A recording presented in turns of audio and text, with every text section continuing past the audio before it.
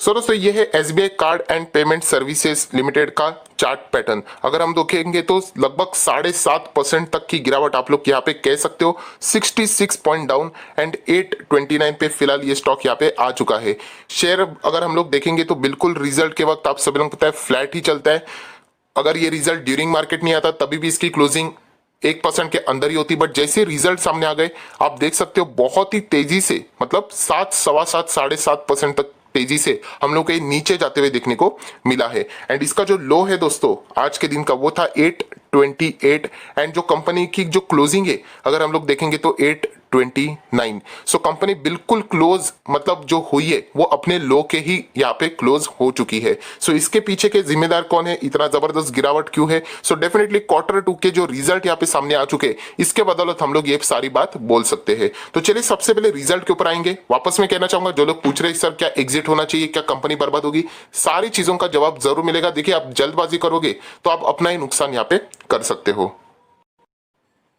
सो दोस्तों अभी हम लोग आ चुके हैं एसबीआई कार्ड एंड पेमेंट्स के ऊपर, यहाँ पे उनके Q2 के नंबर्स के ऊपर। ये है इस वक्त के रिजल्ट, ये है पिछले Q1 के रिजल्ट एंड ये भी है अगर हम लोग बात करें 2019 की, अगर हम लोग बात करें तो तभी के रिजल्ट। सो सबसे पहले फिगर्स इन लैक्स है। सो ऑब्वियसली हम लोग हर वक्त लैक यूज नहीं करेंगे, जो भी यहाँ पे अमाउंट दिए उसी को कंपेयर करने की कोशिश जरूर करेंगे। तो चलिए सबसे पहले यहाँ पे कुछ इंपॉर्टेंट पैरामीटर्स देख लेते हैं। जैसे कि आप सभी लोगों को पता है रेवेन्यू फ्रॉम ऑपरेशन, कंपनी का जो मेन बिजनेस है उससे कितना इनकम यहाँ पे हो चुका है। सो सबसे पहले इंटरेस्ट इनकम देख लेते हैं दोस्तों। सो ये 1,27,539 जो कि लास्ट क्वार्टर में हम लोग को लगभग 1,41,210 देखने को मिल रहा था। सो Q-on-Q गिरावट जरूर यहाँ पे इंटरेस्ट इनकम में देखने को मिल रही है, but year on year basis बात करें तो ये लगभग था 1,16,000 के आसपास, जो कि अभी बढ़कर 1,27,000 हो चुका है। So interest income year on year basis तो बढ़िया ही नजर आ रहा है। Q-on-Q गिरावट जरूर है। So income from membership fees services की अगर हम लोग बात करें, सो वो अगर हम लोग कंपेयर करें तो यहाँ पे हम लोगों को Q-on-Q यहाँ पे जंप जरूर देखने को मिल रही है। ईयर ऑन ईयर बेसिस हम लोग को स्लाइटली गिरावट देखने को मिल रही है। देखिए ये जो छोटी मोटी गिरावट है इसके बदौलत कंपनी के शेयर प्राइस में इतनी बड़ी गिरावट नहीं हो सकती, ये इतना 19-20 होते रहता है। आगे की भी अगर हम लोग बात करें सर्विस चार्जेस है, बिजनेस डेवलपमेंट इनकम से रिलेटेड बातें, इंसेंटिव इनकम की बात है और भी कंपनी के कमीशन की बातें यहाँ पे की गई है। So total revenue from operation की बात करें सो लगभग 2,40,000 के आसपास, जो कि पिछले क्वार्टर था 2,15,000। सो ये अच्छा इंप्रूव हुआ है एंड 2,29,000 ईयर ऑन ईयर था, जो कि अभी 2,41,000 हो चुका है। सो एक बात तो जरूर दोस्तों मैं यहाँ पे कहूंगा कि कंपनी का मेन बिजनेस यहाँ पे जो इनकम से रिलेटेड है वो बहुत ही अच्छा खासा चल रहा है, जो कि आप इनकम देख सकते हो। कंपनी की इनकम जरूर यहाँ पे बढ़ चुकी है। मतलब यहाँ पे जो गिरावट वाली जो बात है वो डेफिनेटली हम लोग को एक्सपेंस के यहाँ पे कुछ ना कुछ गड़बड़ देखने को मिल सकती है, बट क्या वो गड़बड़ वाकई में इतनी बड़ी है या फिर हम कह सकते हैं कि कंपनी के कोई मैनेजमेंट में इश्यू तो नहीं है, तो वो हम लोगों को सबसे पहले चेक जरूर करना चाहिए। अदर इनकम को हम लोग ज्यादा कोई इंपॉर्टेंस नहीं देते क्योंकि वो कंपनी का मेन कोर बिजनेस में नहीं होता है। सिर्फ हम उसको ऐड करके अगर आप देखोगे तो उतना ही प्रॉफिट आप लोगों को बढ़ते हुए देखने को जरूर मिलेगा। अभी हम लोग आ जाते हैं कंपनी का मेन पार्ट एक्सपेंसेस के ऊपर, क्योंकि खर्चों में ही हम लोगों को कुछ ना कुछ चीजें एडजस्टमेंट आती हुई देखने को मिल जाती है। जैसे कि हम कह सकते हैं पीएनएल के डेबिट साइड में, अगर आप लोगों को याद है बजाज फाइनेंस, अगर बजाज फाइनेंस का भी अगर हम लोगों ने रिजल्ट देखा था वहां पे भी हम लोग को पीएनएल के डेबिट साइड एक्सपेंसेस के यहाँ पे हम लोग को कुछ ना कुछ चीजें देखने को मिली थी। तो चलिए सबसे पहले यहाँ पे देख लेते हैं जो एक्सपेंसेस हम लोग को देखने को मिल रहे हैं। टोटल एक्सपेंसेस वो है लगभग 2,23,000 के आसपास, जो कि लास्ट टाइम था 1,66,000। सो 166 का 223 बहुत बड़ा गैप है एंड उससे पहले था 187। सो 187 166 को कंपेयर करें 223, सो एक्सपेंसेस में बहुत बड़ा गैप है। मतलब यहीं पे कुछ ना कुछ चीजें हम लोगों को देखने को मिल सकती है, तो वही हम लोगों को यहाँ पे एक बार चेक जरूर करना चाहिए। सो दोस्तों यहाँ पे सारी चीजें मैंने ऊपर ऊपर से यहाँ पे चेक कर लिए, तो सारी चीजें हम लोग को देखिए 19-20 चल जाता है, बट एक चीज ऐसी है दोस्तों जो कि हम लोग को बहुत ही ज्यादा यहाँ पे देखने को मिल रहे हैं। एंड वापस दोस्तों आप देख सकते हैं impairment lost and bad dates, यहाँ पे मैंने सर्कल किया है, आप देख सकते हैं कितना है ये इस वक्त 86,173, जो कि लास्ट टाइम था 48,000 का हो चुका है 86, मतलब ये डबल अप्रोक्सीमेटली कह सकते हो। And year on year basis तो 32 to 33 था, सो ये मोर देन डबल भी हो चुका है। So impairment losses and bad debts, जैसे मैंने कहा कि बजाज फाइनेंस का मेरा कल का जाके वीडियो देखना, बजाज फाइनेंस में भी यही एडजस्टमेंट यहाँ पे किया गया है impairment loss and bad debt से रिलेटेड। सो दोस्तों यही चीज आप लोगों को यहाँ पे बताना चाहूंगा कि एसबीआई कार्ड ने यहाँ पे आप सभी लोगों को पता है, देखिए इनका काम क्या है, लेन देन का ही काम है, ये भी एक फाइनेंस से मतलब सर्विस देने वाली ही कंपनी, आप ऐसे भी बोल सकते हैं। एनबीएफसी कैटेगरी में भी इसको डाल सकते हो क्योंकि ये बैंक नहीं है। सो ये भी एनबीएफसी वाली कंपनी, फाइनेंस सर्विसेज प्रोवाइड करने वाली कंपनी है। एंड यहाँ पे भी हम लोग को impairment, lost and bad dates देखने को मिल रहे हैं। सो दोस्तों ओवरऑल जो यहाँ पे चीजें दोस्तों है वो है प्रोविजनिंग से रिलेटेड। यस, जो कंपनी ने यहाँ पे प्रोविजनिंग की है वो डबल, मोर देन डबल यहाँ पे प्रोविजनिंग की है। मतलब कंपनी ने कुछ ज्यादा ही प्रिकॉशंस यहाँ पे लिया है कोविड-19 से रिलेटेड, एंड इसके चलते हम लोग को ये जबरदस्त गिरावट देखने को मिल रही है। अगर हम लोग देखे जाए तो यहाँ पे जो नंबर्स है वो 86, मतलब कुछ ज्यादा ही कंपनी ने यहाँ पे रिकॉर्ड कर दिया, एंड इसके चलते ये गिरावट है। सो कंपनी ने आने वाला बर्डन ये अभी इसी एक क्वार्टर में लिख डाला पूरा का पूरा, जिसके चलते ये हम लोग को गिरावट देखने को मिल रही है। आप सभी लोग जो मेरे चैनल से यहाँ पे जुड़े हुए हैं, आप सभी लोग पता है मैं Q1 में हमेशा एसबीआई कार्ड के अगेंस्ट बोलता था। अगेंस्ट मतलब मुझे ये चीजें एक्सपेक्टेड हुआ करती थी, बट Q1 में ऐसी कोई भी एडजस्टमेंट नहीं हो गई। एंड अगर हम लोग इस वक्त की बात करें तो डायरेक्टली हम लोगों को Q2 में ही ये एडजस्टमेंट अभी आते हुए देखने को मिल रही है। बट एनीवेज कोई बात नहीं, जो भी एडजस्टमेंट होती है वो आगे फ्यूचर के फोर्सिबल फ्यूचर को देख के ही की जाती है। एंड इसके चलते ही अगर हम लोग बात करें, सो दोस्तों आप लोग क्लियर कट देख सकते हैं जो कंपनी का प्रॉफिट है बिफोर टैक्स वो 27,000 के आसपास है, जो कि लास्ट टाइम 52 था। सो 52 से 27,000 बहुत ही गिरावट है। एंड उससे पहले 50 था जो कि अभी 27 है। सो गिरावट बहुत बड़ी हम लोगों को यहाँ पे देखने को मिल रही है। बट इसके चलते और भी कुछ चीजें मैं आप लोगों को यहाँ पे दिखाने वाला हूं। सो दोस्तों अगर हम लोग फाइनली यहाँ पे बात करें प्रॉफिट की, तो आप दिखाना चाहूंगा मैं आप लोगों को प्रॉफिट फॉर द पीरियड।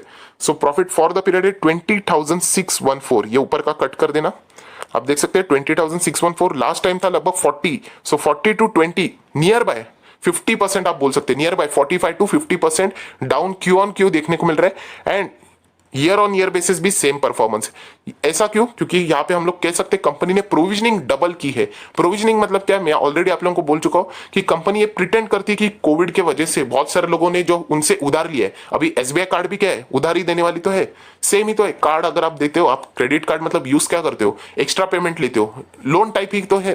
तो यहाँ पे कंपनी ने एक्सेस प्रोविजनिंग करके रखी हुई है, मतलब कि उन्होंने ये समझ के रखा है कि जिन्होंने भी कार्ड यहाँ पे इस्तेमाल किए शायद से बहुत ही कम लोग हम लोग को वापस पैसा ये रिटर्न कर पाए। सो हम लोग कह सकते हैं कि कंपनी के में यहाँ पे ज्यादा फ्यूचर में डिफॉल्ट हो सकता है, अभी तक हुआ नहीं है, बट उन्होंने प्रिकॉशन के लिए यहाँ पे डबल प्रोविजनिंग कर दी है। सो दोस्तों इसी के चलते ईपीएस की बात करें तो 2.20 देखने को मिल रहा है, जो कि लास्ट टाइम था 4.19। सो यहाँ पे क्लियर 50% आप लोगों को डाउन देखने को मिलेगा 4.09 से 2.20। सो 45 to 50% ये डाउन देखने को मिल रहा है। तो चलिए दोस्तों अभी आ जाते हैं नेक्स्ट स्टेप के ऊपर, थोड़ा सा और आप लोगों को डिटेल में समझ में आएगा। दोस्तों अभी हम लोग आ चुके हैं वेबसाइट के ऊपर। यहाँ पे आप लोग देख सकते हैं जो एसबीआई कार्ड ने यहाँ पे जबरदस्त एक रूड शॉक तो जरूर दिया इन्वेस्टर को। एंड इसके पीछे की रीजन यही है दोस्तों कि असेट क्वालिटी। यस दोस्तों, असेट क्वालिटी में हम लोगों को जबरदस्त यहाँ पे प्रॉब्लम देखने को मिल रहा है। एंड प्रोविजनिंग से रिलेटेड भी बात हम लोगों को यहाँ पे जरूर देखने को मिलेगी। जैसे मैंने आप लोगों को बताया था नियर बाय 45 to 50%। सो 46% का यहाँ पे फॉल हम लोग को प्रॉफिट में देखने को मिल रहा है। एंड इसके पीछे की रीजन है दोस्तों प्रोविजनिंग। यस दोस्तों, provisioning toward the bad debts.